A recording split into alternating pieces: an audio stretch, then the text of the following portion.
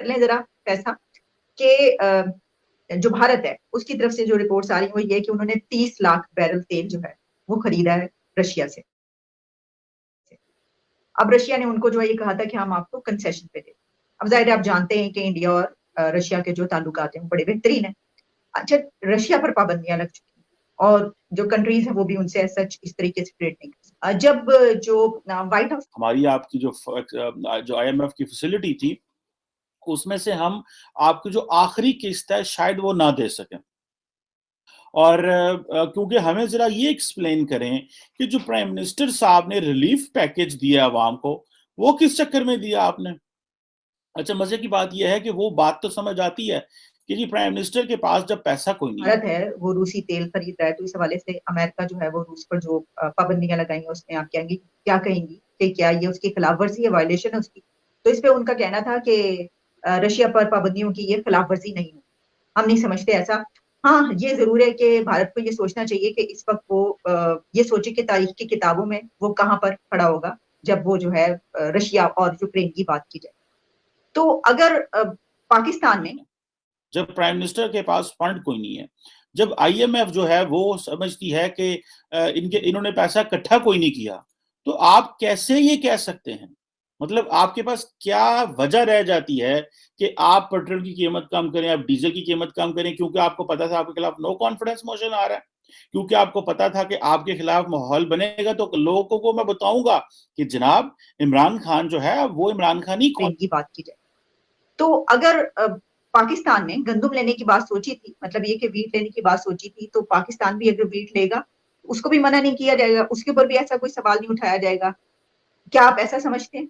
دیکھیے اس میں جو سب سے اہم بات ہے, مجھے یہ نہیں معلوم کہ انہوں نے کیسے کہہ دیا کہ وہ پابندیوں کے اس میں نہیں آتا, کیونکہ پہلے تو پابندیاں نہیں لگائی تھیں انہوں نے, سینکشنز آئل اور گیس پہ, رشین آئل اینڈ گیس پہ. کم از کم امریکہ میں کوئی امپورٹر, اب اس کے کچھ دنوں بعد انہوں نے پھر بائیڈن نے لگا دی ہیں. تو میرا اپنا خیال یہ ہے کہ شاید جو انٹرنیشنلی آئل اور گیس پہ شاید وہ پابندی نہ ہو, لیکن ابھی بھی میں اس کو تھوڑا مبہم ہے. لیکن جو سیکنڈ پارٹ ہے ان کے بیان کا کہ تاریخ کا حوالہ, میں ایک بات طے ہے کہ واشنگٹن میں زیر زمین یا انڈر دی سرفیس, جس کو بہت کھل کر ڈپلومیٹکلی بات نہیں کہی جاتی, لیکن بھارت کے ساتھ اور بھارت کے اس موجودہ جو بھارتی حکومت کے موجودہ رویے کے بارے میں ناراضگی ہے. It's a fact. یہ جانتے ہیں کہ ہاں جس قسم کی مدد یہاں ایکسپیکٹ کی جا رہی تھی, اس کی توقع کی جا رہی تھی, وہ ان کو نہیں ملی.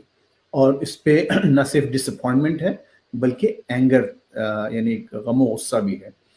لیکن ظاہر بھارت کی ایک اپنی مخصوص اہمیت ہے, حیثیت ہے, اور جیسے خود آپ نے بھی فرمایا کہ بھارت کے پاس جو ایک بہترین جو آرگومنٹ ہے وہ یہ کہ ان کی ایک بہت طویل ایک تاریخ ہے رشیا اور سوویت یونین کے ساتھ, جو کہ ظاہر اب نہیں رہا, لیکن اس سوویت یونین کے زمانے سے ان کے ساتھ تعلقات بہت ہی بہترین چلے آ رہے ہیں. حالانکہ یہ ایک نان الائنڈ موومنٹ کا حصہ تھے, اس کے باوجود بھی سوویت بلاک سے ان کی بہت اچھی وہ تھیں. اور باقاعدہ اپنے جو نہرو ان کے جو پہلے پرائم منسٹر تھے وہ اپنے آپ کو سوشلسٹ اور سوشلزم کا ایک دعوے دار کہتے تھے. اور آپ کو معلوم ہے کہ ابھی بھی بھارت میں ایک خصوصاً ویسٹ بنگال میں ایک کمیونسٹ پارٹی کی حکومت ہے. حالانکہ کمیونزم خود وہاں مر چکا ہے, سوویت یونین ختم ہو چکا ہے, رشیا میں اب کمیونزم الائیو نہیں ہے, لیکن انڈیا میں اب تک وہاں پر ریاستی حکومت موجود ہے.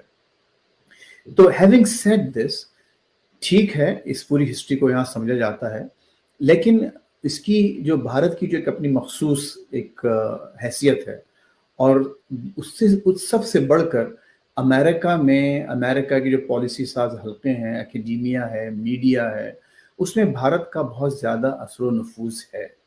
یہاں پر اس کے براہ راست وہ ایسے لوگ جو کہ بھارتی نژاد ہیں اور اس کے علاوہ بھارت سے جو ہمدردیاں اور سمپتھیز رکھتے ہیں, وہ یہاں پر بڑے ویل پلیسڈ ہیں. کانگریس میں اگر آپ آ جائیے, جیسے میں نے عرض کیا, میڈیا میں, پھر آپ آئیے اکیڈیمیا میں, اور آج کل آپ دیکھیے کووڈ کا اس میں جو انڈین بھارتی نژاد انڈین ڈسینٹ کے جو ڈاکٹرز تھے انہوں نے بہت ہی ایک پرومیننٹ رول ادا کیا پوری اس کیمپین میں. 4 بڑی سیاسی جماعتوں کو جس میں پاکستان تحریک انصاف عمران خان صاحب کی اپوزیشن پارٹیز میں پی ایم ایل این ہے, پیپلز پارٹی ہے, جمعیت علماء اسلام فضل الرحمان ہے, ان کو جناب نوٹس بھیجے ہیں اور یہ بھیجے ہیں تاکہ سپریم کورٹ انٹروین کرنا چاہ رہا ہے تاکہ ملک کے اندر انارکی نہ پھیلے. انارکی یہ پاکستان کے سپریم کورٹ چیف جسٹس یہ کہہ رہے ہیں, اور یہ کوئی انہوں نے سو موٹو ایکشن نہیں لیا, مطلب he didn't ask people to come over and explain.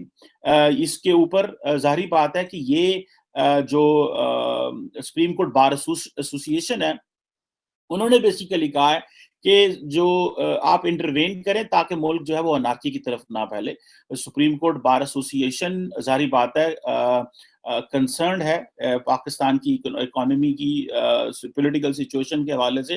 اب آئی ایم ایف کو سنیں, عمران خان صاحب نے جو کہا کہ جناب 10 روپے پیٹرول کم ہوگا, 5 روپے ڈیزل کم ہوگا, اور انہوں نے کہا جی ریٹس وہ سٹیبل رہیں گے, اور یہ ریٹس کب تک سٹیبل رہیں گے؟ نیکسٹ فیڈرل بجٹ تک. یہ عمران خان صاحب کے الفاظ تھے کہ نیکسٹ فیڈرل بجٹ تک یہ ریٹس اسٹیبلش رہیں گے. اچھا ظاہری بات ہے ایک آتا بندے کو آتا تو ہے یار کی مطلب انہوں نے کی کیتا ہے, انہوں کو ہویا کہ کنا کو ڈالر اور پیسہ آ گیا پاکستان کے پاس. اور آئی ایم ایف یہ کہہ رہے کہ جناب ہم تو پاکستان کے ساتھ رابطے میں ہیں اور ملنا بھی چاہتے ہیں, اور پاکستان کے جو فائنانس منسٹر ہے شوکت ترین صاحب, آپ کو پتہ ہے آئی ایم ایف کتنی انٹروین کی ہے. انہوں نے تو یہ کہا ہے جو آپ کا جو فائنانس منسٹر ہے اس کے پاس پوزیشن ہونی چاہیے, وہ ایٹ لیسٹ ممبر پارلیمنٹ ہونا چاہیے. تو مجبوراً وہ الیکشن, اب وہ دیکھیں آئی ایم ایف ہمیں بتاتی ہے, آئی ایم ایف ہمیں بتاتی ہے کہ ہمارے جو لوگ ہیں وہ ایڈوائزر نہیں ہونے چاہیے, they should come from the parliament. اب پاکستان ظاہری بات ہے کہ عمران خان صاحب کے پاس کوئی اس طرح کا پڑھا لکھا بندہ تو ہے نہیں ہے جو ملک کا فائنانس منسٹر بن سکے, تو پھر ٹیکنوکریٹ لینے پڑتے ہیں. جب ٹیکنوکریٹ لیتے ہیں تو پھر ان کو سینٹ کا ممبر بنانا پڑتا ہے, اور وہ پھر کیا ہوتا ہے کہ وہ کھا جاتے ہیں, وہ سیٹیں کھا جاتے ہیں ٹیکنوکریٹ, جو کہ پارٹی شاید کسی کو فیور کر دے گی, کسی اپنے اسٹالورٹ کو, کسی اپنے خاص رکن کو. لیکن یہ بیچ میں, اور عمران خان صاحب کے اوپر بہت بڑا جو الزام ہے وہ ایک ہی رہا ہے کہ عمران خان صاحب ٹیکنوکریٹ کی حکومت پسند کرتے ہیں, یہ پریزیڈینشل سسٹم پسند کرتے ہیں, اور عمران خان کی جو پارٹی ہے ان کا ملک کے اندر انارکی لانے میں یا انارکی سچویشن پیدا کرنے میں بڑا کردار ہے.